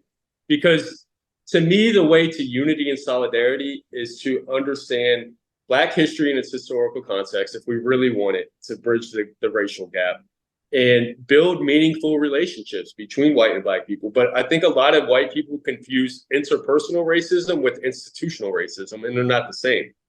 Just because you don't experience racism in your personal life or you're not personally explicitly racist doesn't mean it doesn't happen on an institutional level. And just the fact that 1 in 3 Black males carry a convicted felon label should tell you a lot about institutional racism. Is it that Black people are just inherently evil and they have the proclivity to commit more crime? Or is there a more nefarious thing at play that we don't see? Whether it's intentional or not, it's still happening, I also think with that though, there's a lot of everything that you just said I agree with 100%. Mm-hmm. I think though that the problem with the 1 in 3, you said it's 1 in 3, right? 1 in 3. Okay. I also think that there is a subculture of white folks, Black folks, whatever, that has made it cool to break the law. Like even if you want to look at people with mine and your skin tone, we grew up idolizing Jesse James and outlaws and stuff like that. I think that we have got away with more, especially like in my small town where I grew up. Dude, I've been in trouble with the law. I should have had the book thrown at me, but because of family members, I got out of shit, right? Like I shouldn't have. That's your privilege. Yeah, it's my privilege. But that's privilege. There are certain people that, and like I said, I'm not putting this on a race. I'm putting this on a subculture of everybody, that it's cool to break the law, but then they want to fuss about it when they get punished. Like there are some people that absolutely do not deserve to be in jail. There are a lot of people that, like, especially if you look back at the 90s when they changed like the 3 strike. It's not even a 3 strike law no more with the drugs that it used to be. I can't remember. Biden was even part of it back then. Well, the 94 crime bill, he definitely the crime bill. I couldn't remember. He co-authored the 86 Reagan bill too, though. He was part of that too. So I couldn't remember exactly what it was called. But like, there's no reason why somebody had a small amount of drugs on them, they should have done that amount of time. There's like, and also too, I don't know if it was this way for you, but we shouldn't have a system that when you go to jail or when you go to prison, when you get out, you're not given help getting a job and get on your feet, because all you're doing is making it to where I've done heard 100 different ways where I can go make the money to feed my family and all this other kind of shit. Once you get put on probation, when you get home from a place like that, they're the worst people to me almost, because they're pushing you to get a job that you can't take care of your family, but they're also taking your money every single month, restitution, whatever. You should pay back when you commit a crime. I'm not saying you shouldn't, but they're committing just this cycle of, we're just a revolving door of felons. It's like once you fuck up, they never want to forgive you. Well, and that's the argument that I make, is that you get trapped in that vicious cycle of that system, to where it's not meant, and that's where that prison industrial complex, it values profits over people. Like that convicted felon label is the biggest thing, because that is a forever label. You are punished for the rest of your life with that label. And if 1 in 3 black males carry that label, it's 1 in 17 white males, 1 in 6 Hispanic males. So I got that label. I couldn't get a job at Target. I couldn't get a job at Home Depot. I applied, and it's not that I don't have the skill set or the aptitude to work there. It's just because I had this convicted felon label, and I'm not even a violent offender. But so that label follows you for the rest of your life, and it makes it hard for you to participate in society the way a normal citizen would. Right now, I live in a nice gated community, and I have an HOA. They did the background check on me like they're doing now, I wouldn't even be able to live in the house that I live in. So, and it was by design meant to exclude, you know what I mean? Like, if absolutely. You want me to come out and be a better criminal or a good neighbor? And I'm not making excuses for people's behavior, and I don't want anybody to ever get that idea. When I advocate for a more just system, it's not that I'm excusing crime. Crime needs to be addressed. I'm an abolitionist at heart. I'd like to be in a place in the world, and I know I'm an idealist, and I dream big. But they say if your dreams are small enough for them to be solved in your lifetime, you're not dreaming big enough. And I truly believe that. I'm such an idealist that I dream of a world where cops and prisons aren't even needed. And I know that sounds insane to people, but we should always be striving to create a society that produces less crime. Well, how do we do that? We address the issues that lead to crime, such as poverty, mental health, substance abuse.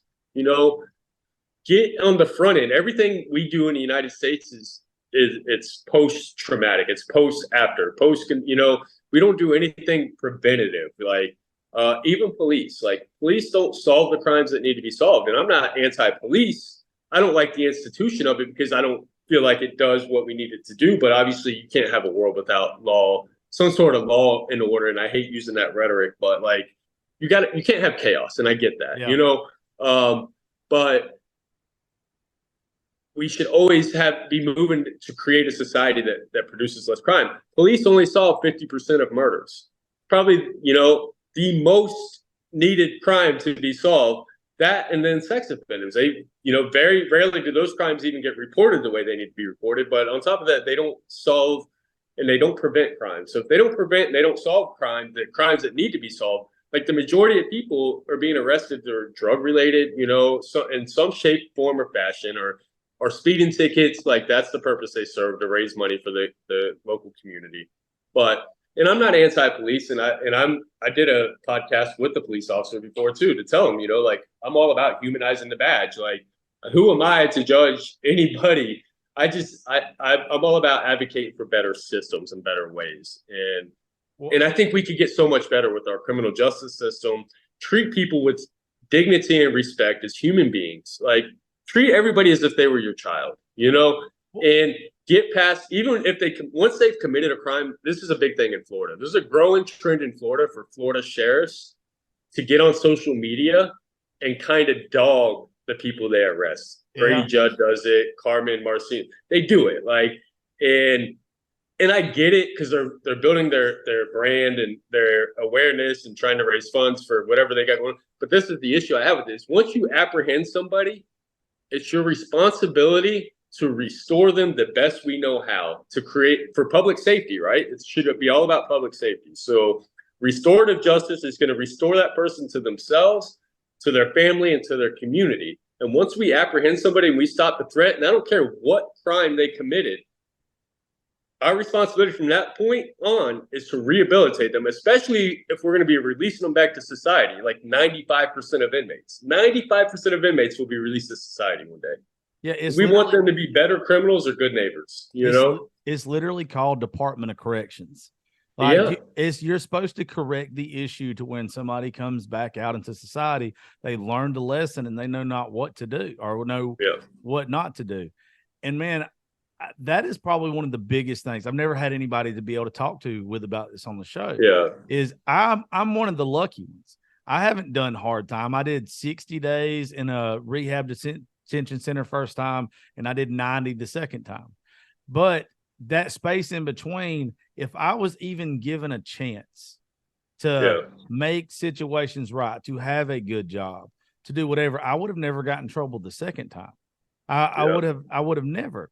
And I just don't think that the people that are in charge of our judicial system really give a shit about the everyday person, about us correcting our problems. But God forbid some fucking guy on Wall Street steals $10 billion from somebody, or they get a slap on the wrist. It's a fucking joke.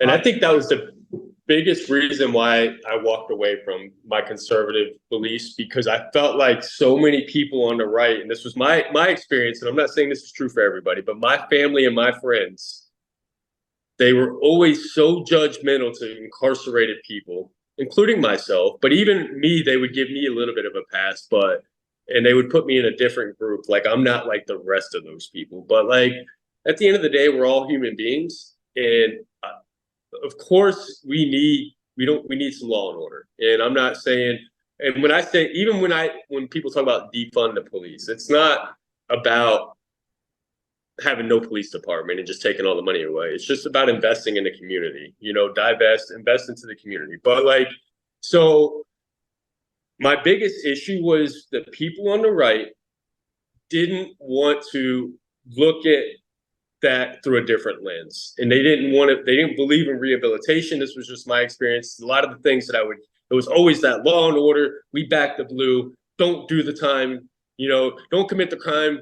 Or if you can't do the time, don't commit the crime. The favorite sayings that you hear everybody. Yeah. And that's such a simple response. Of course, don't commit the crime. Like, of course, that's the easiest thing in the world to say, But in reality, when that bullet's already out of the gun, let's start to address these issues and the revolving door, the cycle. And that convicted felon label is one of them, And you know better than I do. I had a really cool not security guard, whatever you call it, prison guard, whatever they're called, where the fuck I was at. Had a really cool one. And he literally told me the only difference between you and me is that you got caught doing your shit and I didn't. Yeah. And that's the thing, like how anybody can sit here and say everybody has broke a law at some point in their time. It's just the majority of these people that have the mindset that you were just talking about, they've never been caught and they've never had to be punished. So they don't know. There are some things that are unforgivable. Murder, unforgivable. Like if you touch a child, I'll be honest with you, I've never heard of somebody who's hurt a child in any way, shape, or form rehabilitating. I think we need a tall tree and a short rope with a fucking predator. I do. But everything besides that, you're literally turning your back on so many people that just need an honest second chance. That is it. They just need somebody to believe in them and say, hey, let's set you up to where you're not in a position where you have to make that mistake again. And these people just don't get it. They think that, oh, we're just born bad or they're always going to fuck up or nothing. It usually takes someone kind and someone who, like you, that has been in that position to say, okay, let's help right this wrong. Instead of the people who think that they're holier than thou, Like the ones that they're the only ones that don't believe in forgiveness in my mind. Yeah. Well, and a lot of times, like I come from a Christian background, my Christian conservative beliefs, right? I mean, if you look at biblically speaking, Moses was a murderer. He killed the Egyptian. You look at David, who sent his person on the front line after committing adultery, like to be killed. Like these stories are in the Bible. So even like I've met murderers that made a horrible decision when they were 16, 17 years old. They've owned it, not saying that, and they've turned their lives around. Norway's got a system where the most amount of time you can get is 21 years, no matter what crime you commit. And then they rehabilitate you. It's mandatory that you get rehabilitated. They treat you like a human being. And at the end of the 21 years, if say you committed a heinous crime, like murder somebody, then if they don't feel like you've been rehabilitated, you automatically get another 5 years and you go through that process and they keep doing that, right? But the bigger picture is now you start to create a society that produces less of this stuff. There's a reason why America has the number one amount of serial killers in the world, or the number one amount of school shootings in the world. There's a reason why we have that. And it's because we don't address the issues that create that. And it's a lot more, but I always want to operate from a position. If I want to be like Jesus and I want to be a true Christian, I'm always going to operate from that position of unconditional love, no matter what. And you have to. And I don't care what crime they committed. And I hate the idea of a murderer. And I honestly, definitely with sex offenders, like you touch a child, like so I would want to kill you myself, period. Yeah. Like if I caught you in the act of that, like I would, you know what I mean? Point blank, period. But if we believe in a justice system, and if we're going to release these people, and a lot of the times those people get less time than other people do, which is crazy. But if we're going to be releasing people back into society, we have to rehabilitate them. We have to. It is our responsibility. Our system can't be just punitive. The punishment is separation from society. You get a timeout from society. You're away from your family, your job, your loved ones. Anything beyond that is excessive. Like some people believe in hard labor. I hear it all the time. Or they get 3 hots in a cot. And there's so much more depth that I could talk on the prison system that so many people are just uneducated on that they don't know. But the fact that inmates, like in Florida, we don't make any money. But there's many inmates that work for private jobs. Like in Florida, they have Pride. And Pride is a private company that, has real contracts with people on the streets. They pay inmates 25 cents an hour. But by law, they have to pay inmates minimum wage for their labor because they're profiting off their labor. Well, they don't pay the inmates the minimum wage, but the state still gets that money. They pay the state the money. The state charges them room and board. I just watched a documentary on how fucked up that is. Yeah, but you're still getting taxpayer money. Taxpayers will be like, well, my money's paying for their 3 hots in a cot and their healthcare. Well, technically they're working and they're profiting off their labor. So they're using that money towards their room and board because they have to pay a minimum wage. And there's many states that are like that. Florida, it's not as much because they don't have a whole lot of private jobs in Florida prisons. Pride is like the only one. And then you've got like Airmark and Keep, like different. Airmark, I think, is like the food service and stuff like that. But if you're like a kitchen worker, you're not getting paid. There's a lot of jobs you're not getting paid. But I'm a major advocate for creating a better society. But a lot of times it's hard to get that in, a quick conversation because people automatically just think that I'm delusional or, he's radical leftist or he's this or he's that. And I'm like, just give me a chance to have a conversation with me. And I believe I could impact people's minds and hearts, Yeah, I don't think you're a radical leftist at all. I think you are someone that has had the benefit of being at the top and the bottom. And understanding both parts of it to where most people will never understand the other side of the railroad tracks. So there's some people that won't get it. And you wanting a better society, it's not like it's funny to hear you talk about in a way because a lot of the shit that you say is a lot of shit that I think. And I've talked about this with certain people before, but never on the show. But it's where we want it to be, where everyone is happy, not just the rich man, not just the poor man. We're not talking about taking from the rich and giving to the poor. We're talking about everybody being able to live by their means and having it to where you don't want for more because you don't need more. You've got exactly what you need, and you don't have to be sitting there. Like, one of the huge things I have a problem with is we're like, I can't remember the actual word, and I'm not saying, because if I say it wrong, it's going to be all fucked up, because the wrong word means something else.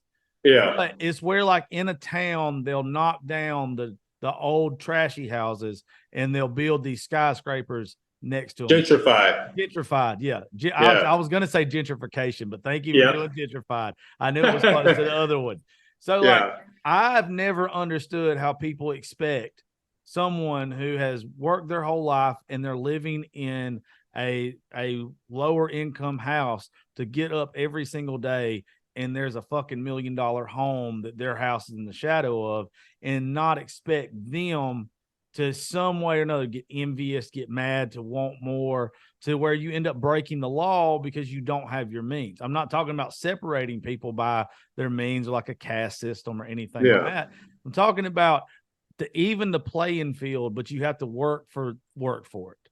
Right. And that, I think that's kind of where you're going with it. Absolutely. Yeah. No handouts. Nobody. Access to opportunities. Yes. Access to opportunity. That's a great opportunities for everybody, including people like me that have been in trouble. Like, I would love to be a lawyer right now, but I would have to jump through so many hoops. I'm still going to try it, but I got to build 10 years of just credibility, of no trouble at all, and doing, admirable things in the community to even be considered. And I get that, because you got to have credibility. There's some positions and some jobs where, okay, you got to earn that trust back. And, and I'm willing to put in the work to earn the trust. I just ask to give me the opportunity to show, and if a clean slate is, if I paid my debt to society, then that's what it is. I paid my debt to society, and I've done my time, but give me the opportunity to show you that I'm changed. Like, if we really believe in redemption, like we say we do, and we believe in second chances and justice, like we say we do, then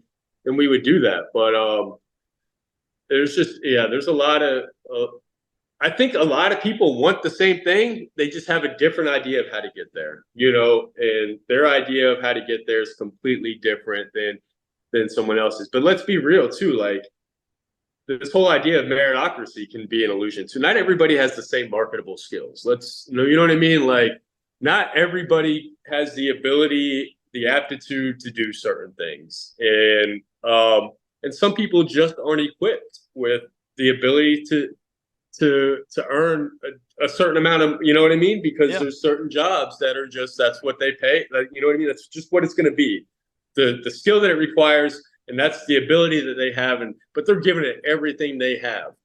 But they'll never have the opportunity to earn more money because of where that job and where they're relegated to. You know what I mean? And that's just, and no matter how hard they try, no matter how hard they work, that's just what it's going to be. And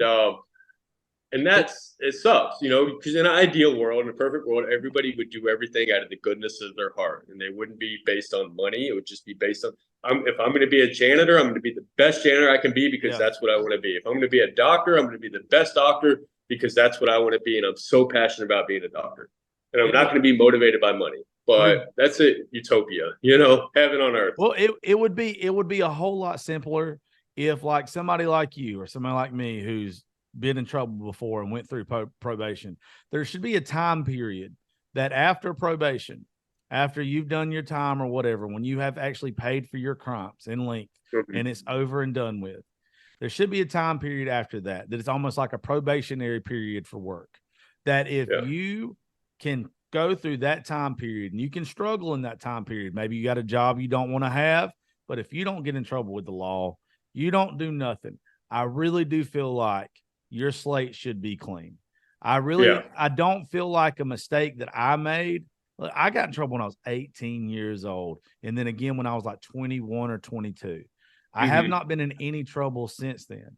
I'm 36 years old next week. I still can't have any of those rights back. You're telling me as a child, I knew me making a mistake was going to impact the rest of my adult life, there should be a time period to where, hey, look, this dude is reformed. They've done everything. And I know people can get their records expunged, but it is a whole fucking process and cost of money. Oh yeah, probably that person and that's only for doesn't one-time have. offenders. You know, like you gotta only get in trouble one time. You know, somebody like me, I'm labeled like a career criminal now. Like it's over with. Which I get. Like I'm gonna earn that trust, but yeah, I could never expunge it, and you know, like I'll never be looked at the same. And it sucks, you know, but I still make do. But there's some people though that if they've already got so many strikes against them, you know, whether it's they just a certain IQ level, a certain amount of money, and now they got a convicted felon label on them too, it's over with. You know what I mean? Like they will never have a good shot at life again, and it's going to be a struggle. Yeah, you have to get so lucky. You have to get so fucking lucky to have a good quality of life after the fact. Like I consider myself lucky because I went into a line of business to where background check for a first time felon or whatever, they don't really give a shit when all you do is talk for a living. Yeah, that's it. And then I get the platform to where I get to talk to people about it. So if I'm open and honest about it, most people don't mind. But I can only imagine what it is like for somebody who just wants to, even like you said, be a lawyer one day or anything like that. It blows my mind. What do you do now, by the way? So now, craziest thing is that I've got so much purpose. We manufacture shipping containers into tiny homes, man. And that's cool. Yeah, I love what we do. You know, we build these things to code. They're hurricane rated. They're super nice. And my goal would be ultimately to give everybody who's homeless a place to live. If I could do that, obviously, in a perfect world. Returning citizens like me who have a hard time coming from incarceration to find housing, whether it's paying rent, whether it's whatever, owning a home, to give somebody access to being able to own a home. And we want to enter the affordable housing market. Like that's our biggest thing. Our niche is like that market. Everything we produce is between $35,000 to $80,000. We build 20-foot containers and 40-foot containers. 20 foots are like studio apartments and 40 foots are like one bedrooms, which I mean, you could be like a couple that's just starting out in life and be able to live in that. And they're super nice. Like we build them like residential homes, you know. Our goal was to like replace trailers, like mobile homes. Especially here in Florida, when storm comes, they're destroyed. And with our homes, they're hurricane rated. They're nice. And then the outside, you can make a container look like anything. You can make it look like a log cabin. You can make it look like a regular, you know, brick house or, you know, stucco, or you can literally do anything to the outside. Wood paneling, Trex decking, the exterior cladding to make it look, you can put a roofing system on it. So a lot of people get caught up with that on containers, but yeah, that's what we do. Our goal is to provide affordable housing and viable housing solutions to people that have been priced out of the market, people who need, people that are homeless, people that are struggling with substance abuse, people that are returning from prison. So, yeah, that's what I do. Containing Luxury is the name of the company. And, that's what we're doing. Shipping containers into tiny homes. Dude, they're pretty badass. Well, man, yeah. I want to say this before we get off here. I know you've been through a lot, but I think even though it looks like you enjoy doing the containers and everything now. Yeah, I love it. You were meant for so much more. And I hope that you realize that, because it is 100% obvious to me when I have someone that tells me they're glad that I went through what I went through because it helped them. You are going to help so many fucking people. And it's a group of people that are so forgotten about. Like that, no one cares. It really hits home with me because I was one of those that needed just somebody to care and be a voice for me. And I cannot tell you how much respect I have for you that you are using your platform and your chance of even being on this show today, of talking about the reform that we need in our corrections. And dude, there's a really special place. You know, I tell folks this all the time. This is one of my favorite things I've ever came up with, but it's the good Lord allows us to go through hell just so we know what heaven's worth. And there are preachers in this world, and then there are warriors. I consider myself a warrior. I am battle scarred. I have been bent but not broken. I am a person that I can talk to anybody about my faith, and it means more because I'm passionate, because I like hearing from the people that have been at rock bottom and their faith is what lifted them up. And with you, you are every bit of those things. If there's ever been a warrior for the good Lord to get his message out there and to help other people, it's you. Dude, I'm telling you, you got all the respect in the world from me. I've heard people say that religion is for people that are afraid to go to hell, and spirituality is for those of us that have been to hell and don't want to go back. Absolutely. I love that.